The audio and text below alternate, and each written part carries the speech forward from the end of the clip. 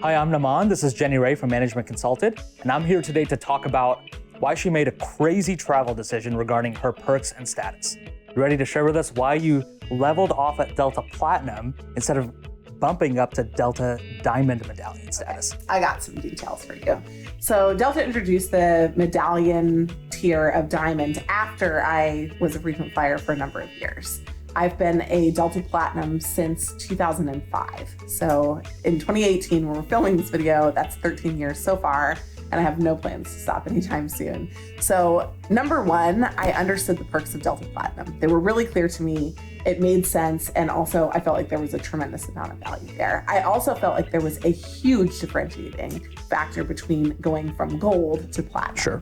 Mainly, the couple things that really matter to me are that at the platinum level, you get one choice benefit, which is partly recouping some of your spend or some of your features of what you're doing. You have better upgrade availability, which I think is noticeable between the two tiers. But the two things that are really most important to me, number one, for Delta Platinum, you're able to rebank mileage tickets. So I book a lot of tickets very early in the process, which has actually become more valuable over time as tickets have gone more to a per dollar rate as opposed to just a flat rate for the route. And in addition, I'm able to get what I think is a really important difference, which is the platinum line. So I'm able to get basically a direct line to somebody at Delta at any time of the day or night. And I use that a lot. And so going from gold to platinum, those were always easy choices for me. Going from platinum to diamond, you have a lot of very similar differences in the perks, but the differences are still incremental. So the choice ends up becoming, do you go for Delta Diamond, which is an extra 50,000 MQMs flown miles? And usually I'm using my card spend MQMs toward the platinum in the first place. So that's really thinking about flying the extra 50,000 miles. And often I will level off somewhere in the 100,000 to the 125,000 range. In general, at the end of the year, I will book miles tickets instead of paid tickets to keep myself from going diamond for this reason alone. Take notes, pay attention.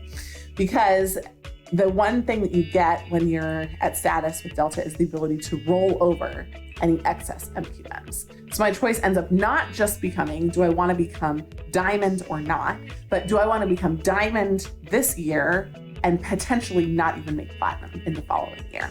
So I usually will accrue at least 25,000 MQMs before the end of the year so that I have a 25,000 MQM head start for the following year.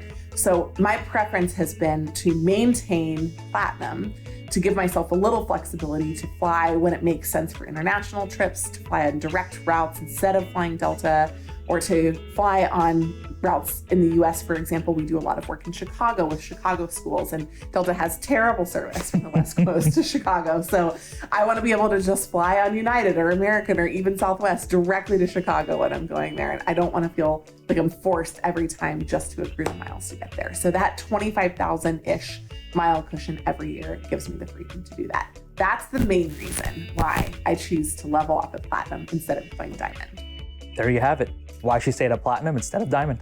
If you have amazing stories about your frequent flyer pursuits, how you did a crazy mileage run, or which status you're pursuing on which airline, it's really fun to talk about it. So please share your stories with us at managementconsultant.com.